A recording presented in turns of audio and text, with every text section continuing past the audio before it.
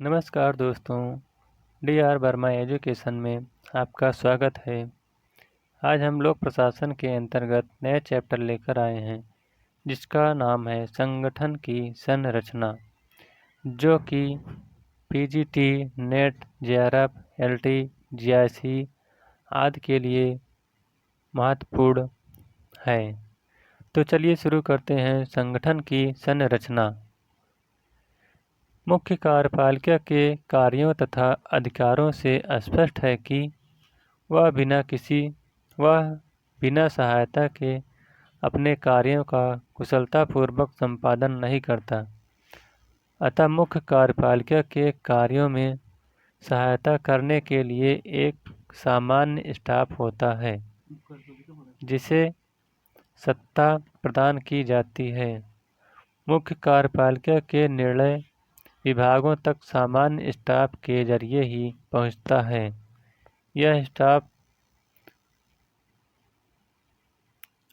छलनी या नली का काम करता है, जैसे मुख्य कार्यपालक के कार्य सहायिका तथा योजनाओं को बनाने में और निर्णयों को अविलंब पहुंचाने में यह सहायता करता है।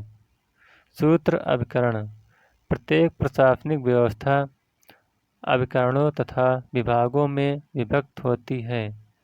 इन अभिकरणों का कार्य सरकार के प्राथमिक उद्देश्यों को पूरा करता है।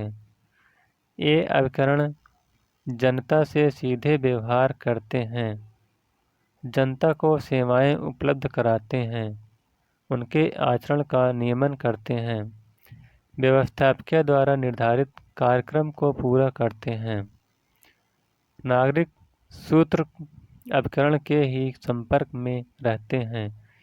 ये अभिकरण ही प्रशासन के केंद्रीय तत्व होते हैं, जैसे स्वास्थ्य, प्रतिरक्षा,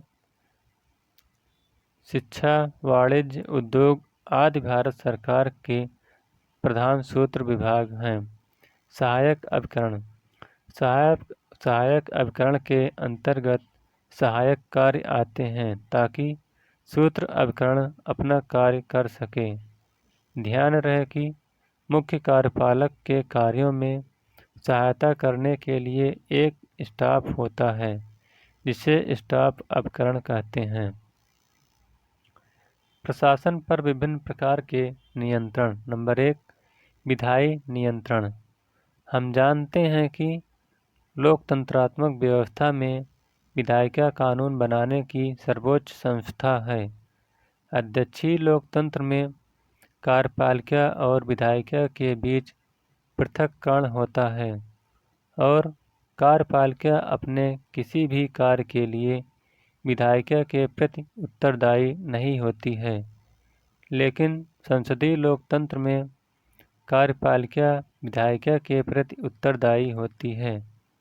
अतः प्रशासन पर विधायिका विभिन्न प्रकार के नियंत्रण रखती है, जो कि निम्नलिखित है। नंबर 1, प्रश्न पूछकर।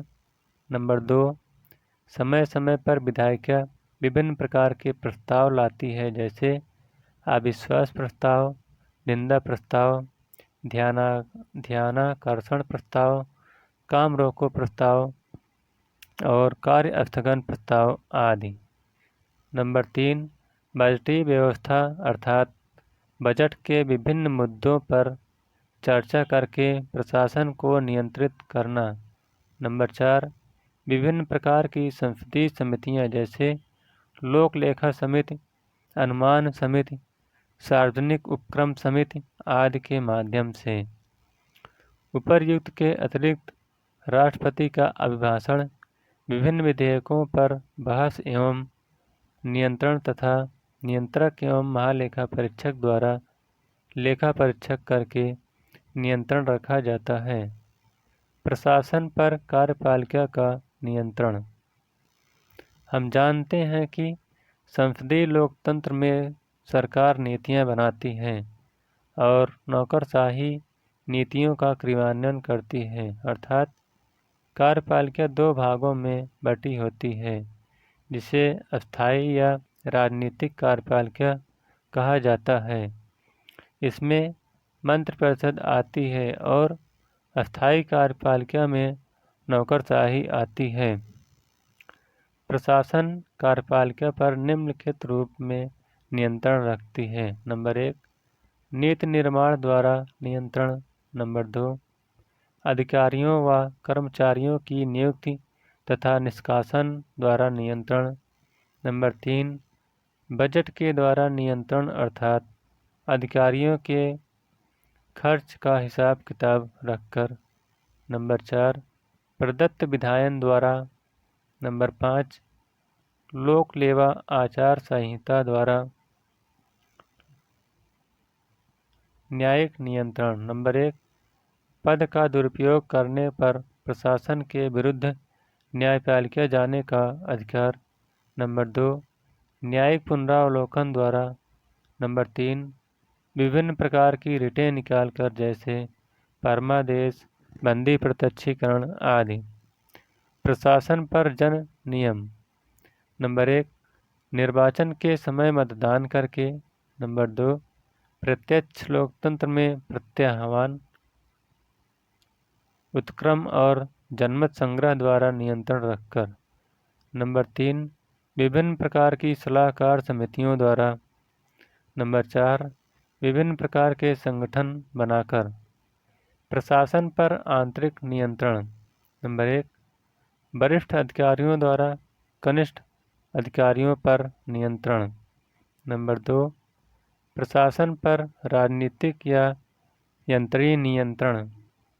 नंबर 3, बजट एवं लेखा परीक्षक द्वारा। नंबर 4, कर्मचारियों की नियुक्ति, पदोन्नति, प्रशिक्षण आदि के द्वारा। तो इस प्रकार से संगठन की संरचना का ये पाठ समाप्त होता हुआ।